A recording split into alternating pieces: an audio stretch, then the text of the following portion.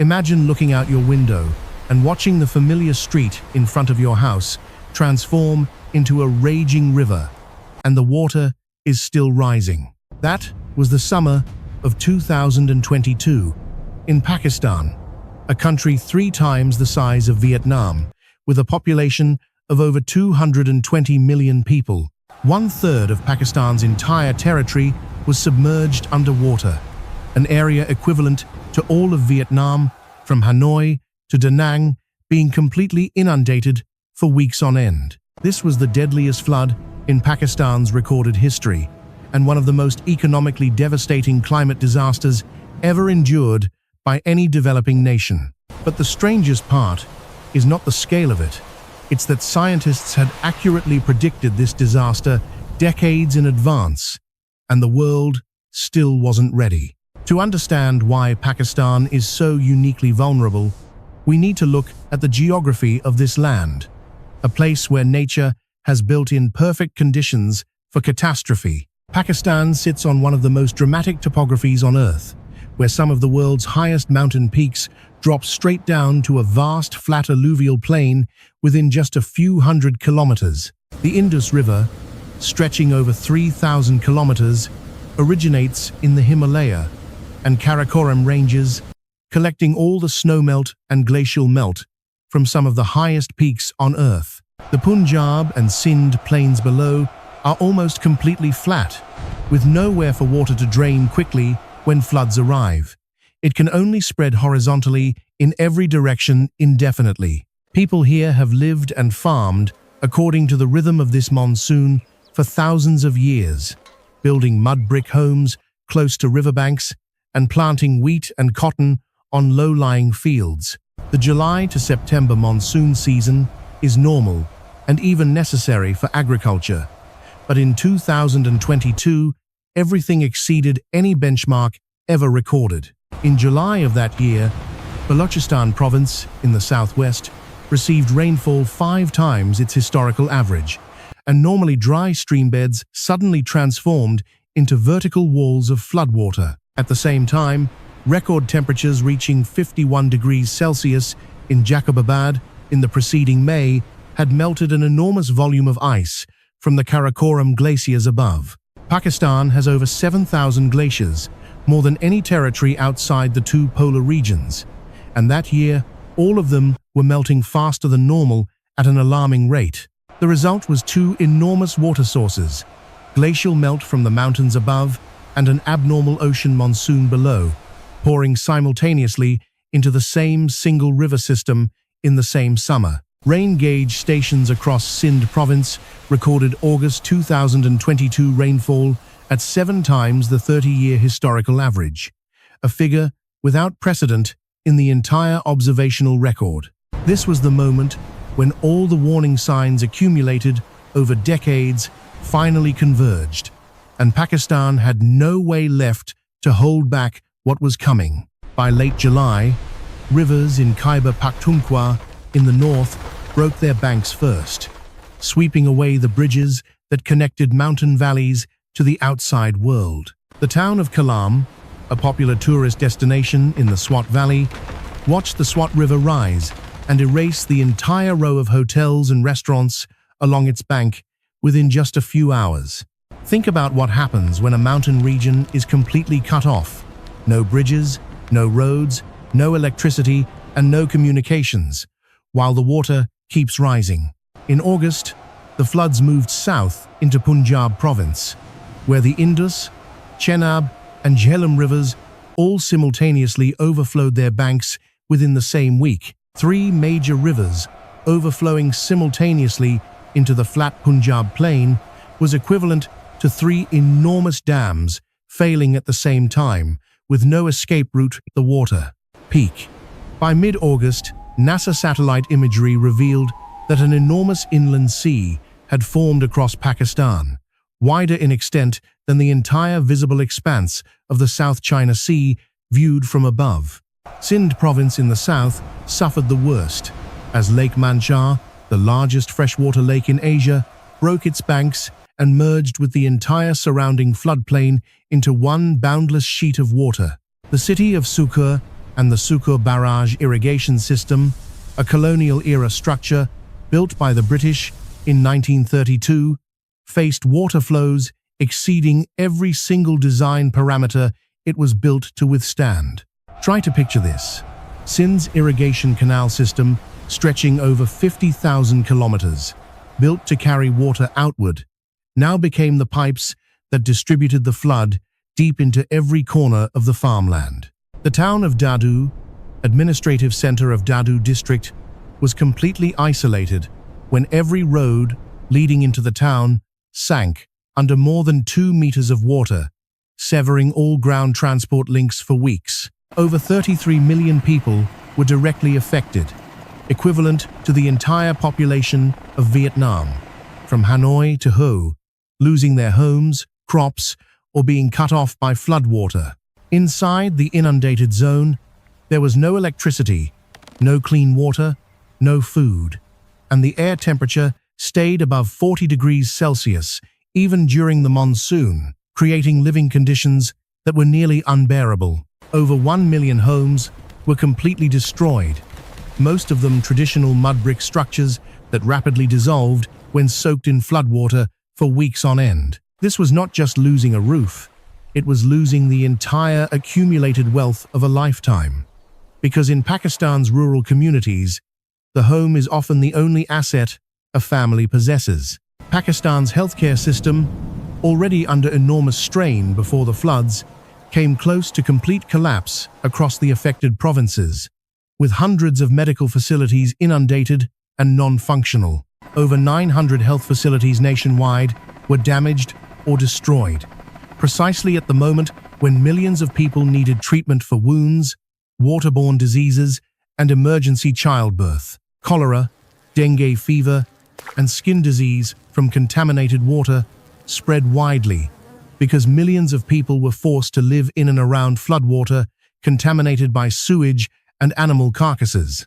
This was no longer just a natural disaster. This was the moment Pakistan faced a water crisis, a food crisis, and a health crisis simultaneously stacked on top of each other in the same summer. 2 million hectares of agricultural land were destroyed, equivalent to wiping out the entire Mekong Delta of Vietnam in a single growing season. Over 700,000 livestock drowned or died from post-flood disease, wiping out the entire animal capital of hundreds of thousands of farming families who had nothing except those animals. Total economic damage reached $30 billion, double Pakistan's entire annual national budget, and the country had to face this loss while already standing on the edge of a sovereign debt crisis.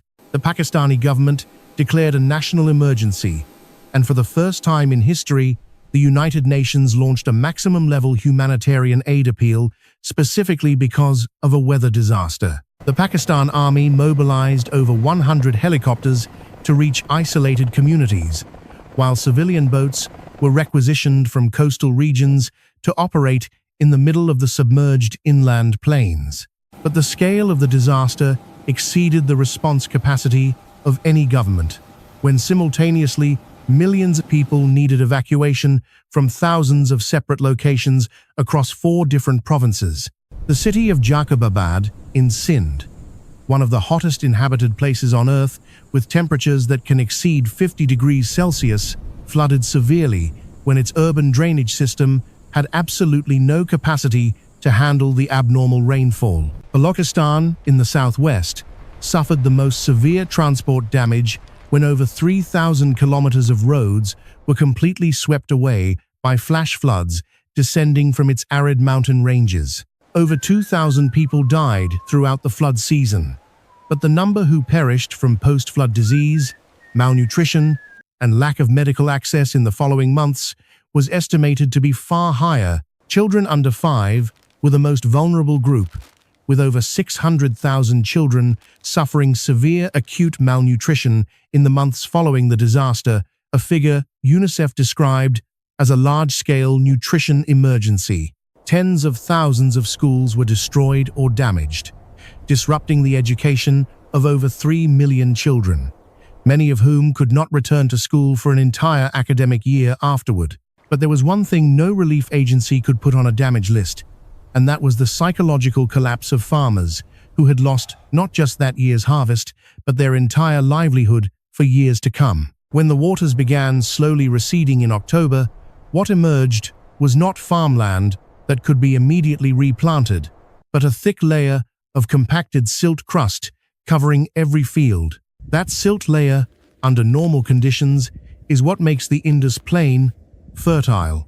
But when deposited at tens of centimeters of depth in just a few weeks, it transformed farmland into concrete hard ground. In the lowest lying areas of Sindh, the floodwater did not fully drain until January 2023, meaning many communities lived in continuous inundation for over 6 months. This is the point where the natural disaster transformed into a prolonged socio-economic crisis, when people could not return, could not farm, and could not rebuild while the land remained submerged. In total, the floods of 2022 in Pakistan damaged or destroyed over 720,000 kilometers of roads. Rebuilding them would take years and billions of dollars that Pakistan simply did not have. Over 400 bridges completely collapsed, permanently severing many road links between regions until reconstruction budgets materialized, a timeline impossible to determine given Pakistan's economic crisis. Pakistan launched one of the largest humanitarian aid appeals in international history, and while the initial international community response was swift, it still covered only a small fraction of the actual need. Pakistan's Prime Minister at the time told the United Nations that Pakistan contributes less than 1% of global carbon emissions, yet bears the consequences of the world's largest emitters, and that question echoed through every diplomatic meeting room. Because this is the essential point climate scientists keep returning to. The Pakistan floods that year were not just a natural disaster, but a human-made disaster, just not made by Pakistanis. Researchers from World Weather Attribution concluded that human-caused climate change made the rainfall behind the Pakistan floods of 2022 at least 50% more intense than it would have been under natural conditions. In other words, without climate change, the floods that year could still have occurred, but would have caused less than half the destruction. And perhaps millions of homes would not have been destroyed, tens of millions would not have lost their homes. This was not Pakistan's first historic flood. The floods of 2010 had submerged 20% of the territory and affected 20 million people, but 2022 surpassed everything that had ever come before. Experts warned that what Pakistan experienced in 2022 will become the new normal if Earth's temperatures continue rising, and not just Pakistan, but neighboring countries like India and Bangladesh face escalating risk. But while the climate debate played out at international conferences, farmers in Sindh and Punjab still had to rebuild from rubble with their own hands. No insurance, no reconstruction fund, and no social safety net. Hundreds of thousands of families lived in temporary tents or poorly rebuilt structures throughout that winter and into the following year, waiting for support that came insufficiently and too slowly. The story of Pakistan in 2022 is a story of accumulation. Decades of climate change accumulating in the atmosphere. Decades of vulnerability accumulating in the infrastructure, and one summer when all of it broke at once. Following the disaster, the government of Pakistan, together with the United Nations, published a national rehabilitation and reconstruction framework worth over $16 billion, but only a small fraction of that amount was actually mobilized in the first year. Pakistan faced a brutal paradox. The country that most needed money to rebuild was the country least able to borrow it, because those floods hit precisely when Pakistan was already inside an emergency IMF bailout program. This meant Pakistan had to negotiate reconstruction of tens of billions of dollars, while simultaneously implementing the austerity programs the IMF required. A vicious cycle with no clear exit. Pakistan's flood early warning system, operated by the Pakistan Meteorological Department, who did issue warnings before the disaster. But the information distribution system, down to village level, was too weak to convert warnings into action. This painful lesson accelerated a wave of early warning system reform, supported by the United Nations through the Global Early Warnings for All initiative, formally announced by Secretary-General Antonio Guterres in 2022. Within the international community, the Pakistan disaster that year reignited the debate around climate finance and the loss and damage mechanism for the most climate-vulnerable developing countries. At COP27 in November 2022, just months after the floods, nations for the first time agreed to establish a climate loss and damage fund, partly due to the moral pressure of what had happened in Pakistan. But establishing a fund and having that fund actually operate effectively are two entirely different things, and significant debate over its scale, funding sources, and distribution mechanisms continues to this day. Pakistan began deploying geographic information systems to map flood risk zones in finer detail, and planned resettlement programs started moving communities away from the most chronically flood-prone areas. The Pakistan Meteorological Department received significant upgrades with new weather radar and automated gauge stations, aiming to improve flood warning lead time from 24 hours to 72 hours across many areas. Architects and engineers working in reconstruction programs began redesigning rural housing with higher foundations, better water-resistant materials, and structures able to withstand short-term inundation without collapsing. However, experts warned that no engineering solution can fully protect when 1/3 of a country's territory is underwater, and the only real solution must begin with reducing the emissions driving climate change at the global level. Because what climate scientists project is that the frequency and intensity of extreme events like this will continue increasing, not decreasing, over the coming decades, even in the most optimistic emissions reduction scenarios. This means Pakistan is not rebuilding for a flood that already happened, but must build for even larger floods coming in the future. A technical and financial challenge nearly impossible to overcome for a developing nation. But Pakistan is not alone in this challenge. Other countries in South Asia and Southeast Asia, including Vietnam, with its low-lying Mekong Delta and dense river network, face a similar risk trajectory in the coming decades. Floods in India, Bangladesh, and Myanmar in recent years show the entire South Asian subcontinent is becoming hydrologically more unstable, and today's record floods will become tomorrow's average.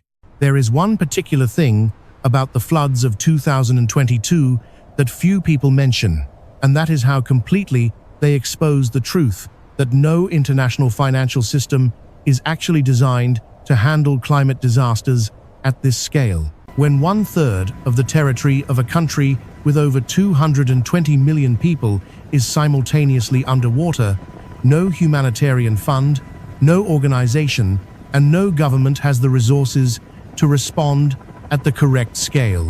And that, according to experts, is the largest lesson from Pakistan that year.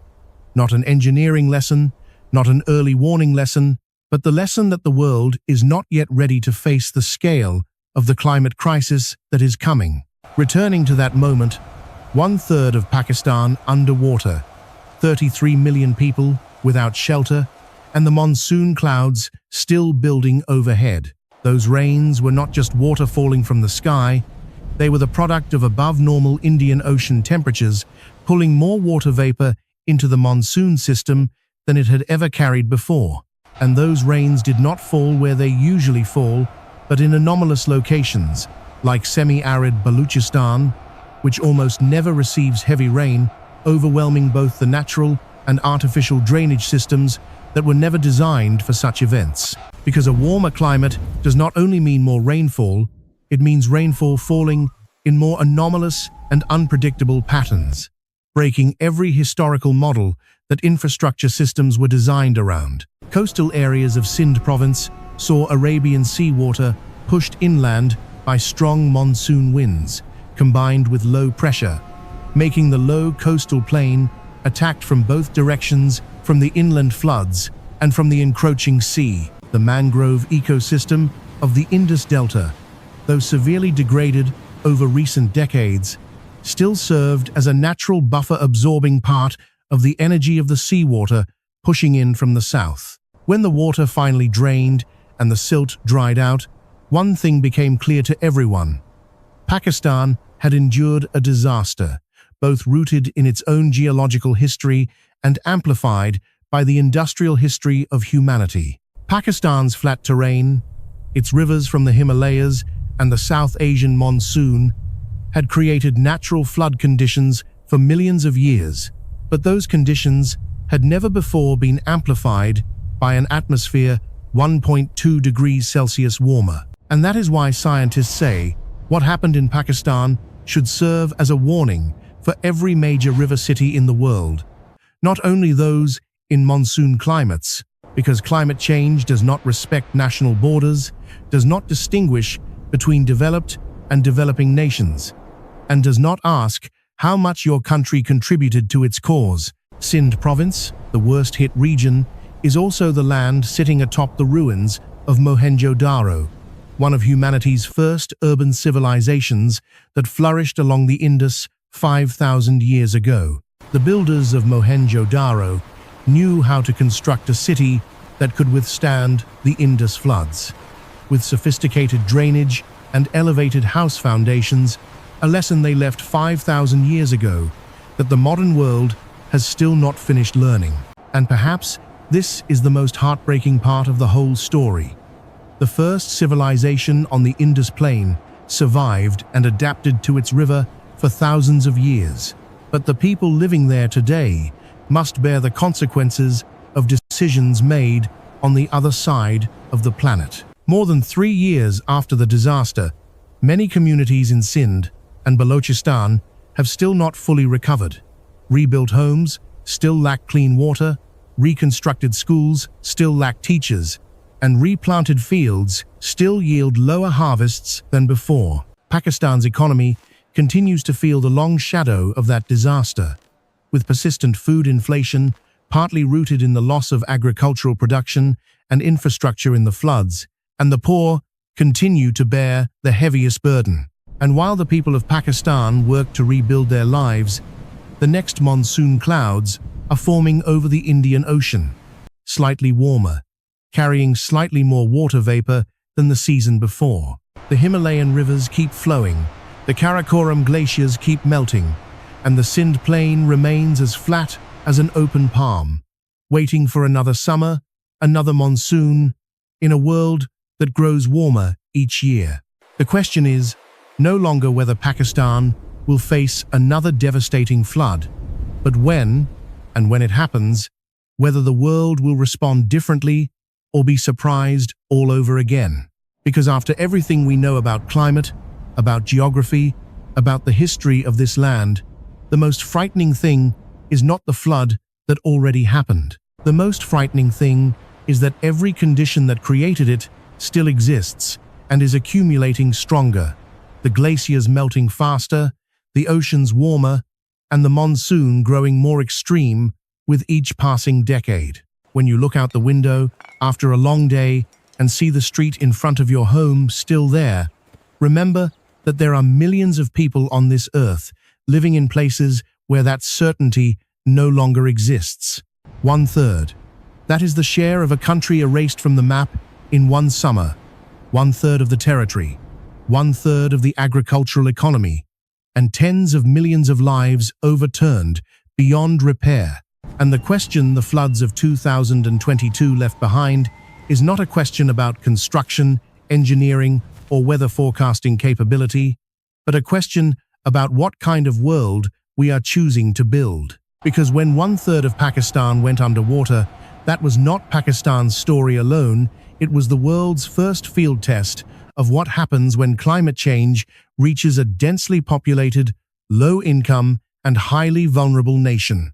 And that test revealed that the international support system, climate finance mechanisms, and humanity's collective response capacity are all severely inadequate relative to the scale of the challenge ahead. We know this because Pakistan showed us, not through computer simulation, not through scientific reports, but through 33 million lives swept away in the summer of 2022. That summer, as the waters rose, Pakistan turned to the world and asked a question the world has still not answered satisfactorily. Who bears responsibility when a climate destroys a country that did not make it? The cotton and rice fields of Sindh have grown back, the homes rebuilt in new brick, and life has found its way to continue as it always does, but the memory of that summer still lies in the silt layer beneath every field. That silt layer will be there permanently, a thin but indelible stratigraphic record, physical evidence that in 2022, nature and human history met here and changed everything. 5,000 years ago, the people of Mohenjo-Daro built their city high enough to survive the floods of the Indus. They lasted for over 700 years. The question today's world must answer is whether we are as wise as the builders of Mohenjo-Daro, those who read the river and built their lives in harmony with it. 1/3. That is all it took for water to remind us that what we call civilization still depends on the tolerance of forces we have never truly controlled. 1/3 of Pakistan went under in the summer of 2022, but the consequences of that summer are still shaping the lives of tens of millions of people to this day, and the question it asked of the world remains unanswered.